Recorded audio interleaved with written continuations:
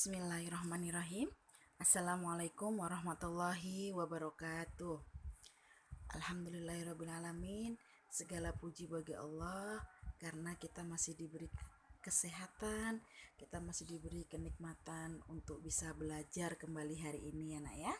Sholawat dan salam tak lupa pula kita aturkan kehadiran junjungan kita Nabi besar Muhammad SAW, karena dengan perjuangan Nabi kita sehingga kita bisa merasakan manisnya iman, Islam, dan ilmu pengetahuan.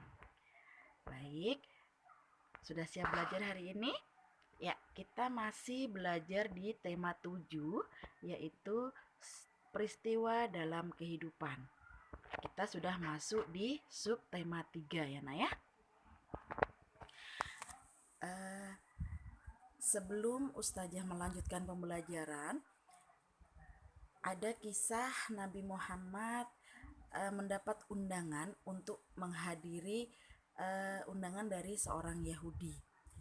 Ya, seorang Yahudi mengundang Nabi Muhammad SAW untuk bersantap roti gandum dengan acara hangat, dan Nabi SAW pun memenuhi undangan tersebut. Hadis riwayat Imam Ahmad. Nah, kenapa Ustazah cantumkan hadis Nabi tentang menghadiri undangan? Karena pembelajaran kita hari ini ada berkaitan dengan undangan ya. Kemudian di surah Al-A'raf ayat 130, dan sesungguhnya kami telah menghukum Fir'aun dan kaumnya dengan musim kemarau yang panjang dan kekurangan buah-buahan supaya mereka mengambil pelajaran. Ya, kita lanjut ya nak ya. Tujuan pembelajaran kita pada hari ini adalah kalian diharapkan mampu untuk mengidentifikasi surat undangan. Kemudian mampu mengidentifikasi ide pokok suatu teks. Kalian juga diharapkan mampu menjelaskan proses pengkristalan dalam kehidupan sehari-hari. Selanjutnya, kalian juga diharapkan untuk dapat mengetahui kegiatan pembangunan untuk mengisi kemerdekaan. Selanjutnya, kalian diharapkan untuk mampu menjelaskan karya seni rupa daerah dan mampu untuk mengaplikasikan kandungan surah Al-A'raf ayat 130.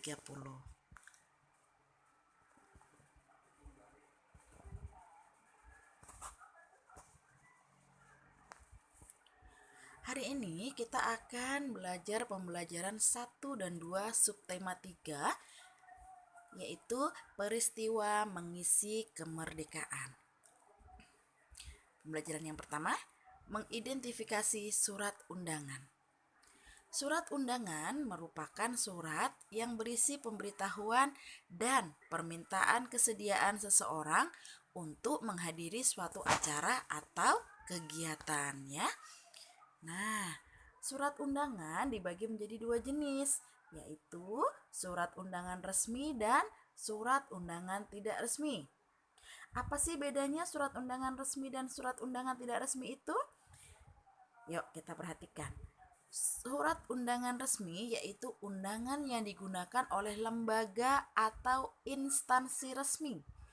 Undangan resmi umumnya ditulis dengan bahasa resmi dan baku. Misalnya, undangan dari Kementerian Negara atau pemerintah daerah. Itu ada contohnya di sampingnya sayang ya. Itu adalah contoh dari undangan resmi. Terus, undangan yang tidak resmi itu seperti apa? Undangan tidak resmi yaitu undangan yang mengatasnamakan pribadi yang ditujukan kepada orang lain untuk menginformasikan kegiatan pribadi orang tersebut. Misalnya undangan ulang tahun, tuh ada contohnya ya. Mungkin kalian pernah juga mengadakan ulang tahun atau kalian mendapat undangan ulang tahun dari teman. Itu adalah salah satu jenis surat tidak resmi ya nak ya.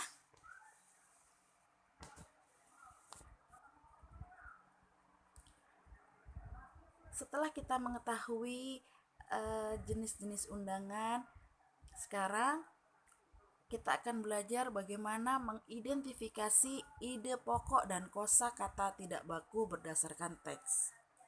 Ide pokok adalah pokok permasalahan yang ada di dalam sebuah teks. Ada langkah-langkah yang harus kita lakukan dalam menentukan ide pokok. Yang pertama, membaca teks secara utuh dengan seksama. Jadi, kalau kita ingin mengetahui ide pokok dari suatu teks, maka harus kita baca secara utuh dan seksama ya. Tidak boleh misalnya kita baca hanya sepotong-sepotong saja.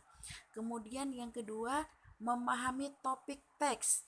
Apa topik yang dibahas dalam teks tersebut harus kita pahami.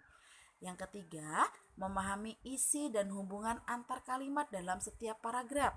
Ya, harus kita pahami isi dari paragraf ini apa, terus hubungannya antar kalimat itu apa, seperti itu ya nak ya. Yang keempat, menentukan kalimat utama pada setiap paragraf. Sudah tahu ya kalimat utama ya, kita sudah belajar. Kemudian yang kelima, mencatat hal-hal penting dalam setiap paragraf. Harus kita catat untuk memudahkan kita dalam membuat ide pokok.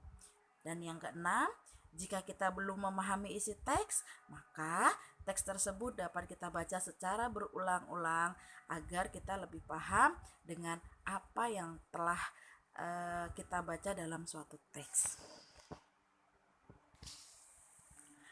Selanjutnya kita akan belajar tentang perubahan wujud benda menyublim.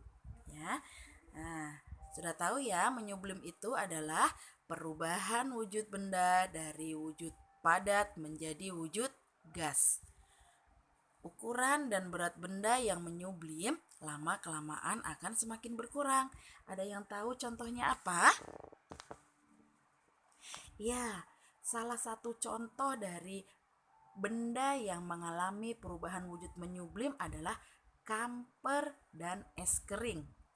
Kamper lama-kelamaan dia akan menjadi habis ketika dia dibiarkan di udara terbuka. Demikian juga dengan es kering ya, yang awalnya bendanya berwujud padat, ketika menyublim maka dia akan berubah menjadi gas, habis, hilang ya.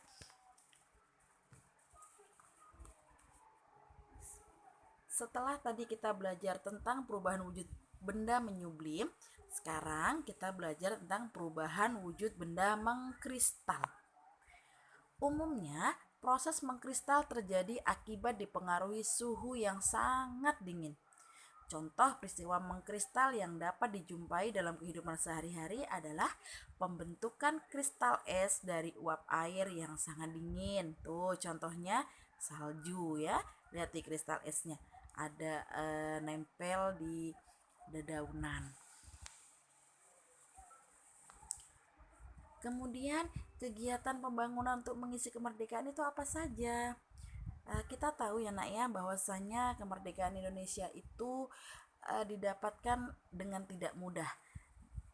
Kemerdekaan Indonesia diperoleh karena perjuangan para pahlawan yang berjuang untuk merebut kemerdekaan Indonesia. Jadi kita sebagai generasi muda maka patut untuk mengisi kemerdekaan dengan pembangunan. Pembangunan dapat diartikan sebagai suatu proses yang dilakukan oleh manusia untuk memperbaiki tingkat kehidupannya secara material maupun non-material atau spiritual. Kemudian pembangunan juga dapat diartikan sebagai usaha untuk menciptakan kemakmuran dan kesejahteraan rakyat yang hasilnya dapat dinikmatin oleh seluruh rakyat secara adil dan merata. Itu adalah arti dari pembangunan ya. Nah, pembangunan yang dilakukan oleh pemerintah ada beberapa. Contohnya adalah pembangunan fasilitas umum. Bisa dilihat di gambar 1 itu apa? Ya, itu adalah bendungan. Jadi, pembangunan bendungan bertujuan untuk memenuhi kebutuhan air masyarakat, untuk pembangkit listrik, untuk pencegah banjir, dan bisa juga sebagai tempat wisata. Nah, terus gambar yang kedua itu adalah jembatan ya. Pembangunan jembatan bertujuan sebagai sarana transportasi yang menghubungkan masyarakat dan mendorong pemerataan ekonomi. Karena dengan adanya jembatan maka akan memudahkan antar manusia dalam berhubungan.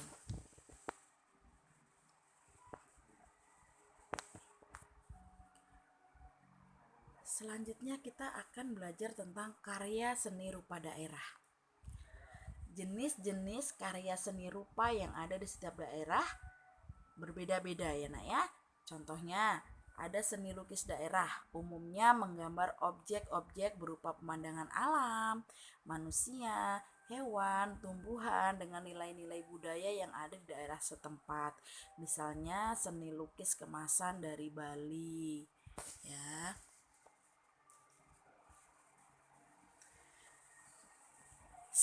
Seni patung daerah yaitu karya seni dengan bentuk 3 dimensi menyerupai manusia, binatang, dan benda-benda baik terbuat dari benda keras maupun lunak, misalnya patung barong dari Bali. Selanjutnya, seni kriya atau seni kerajinan yaitu seni dalam membuat benda-benda yang dapat dimanfaatkan dalam kehidupan sehari-hari. Misalnya seni tekstil, kain tenun, batik, dan songket, seni anyam, rotan, dan seni ukir. Itu adalah seni kriya. Ya, kita sudah sampai di penghujung pelajaran kita pada hari ini. Semoga kalian bisa mengambil manfaatnya, mengambil ilmunya dari yang sudah Ustazah sampaikan ya. Kita akhiri dan baca hamdalah. Alhamdulillahirabbil alamin. Ustazah akhiri. Wassalamualaikum warahmatullahi wabarakatuh.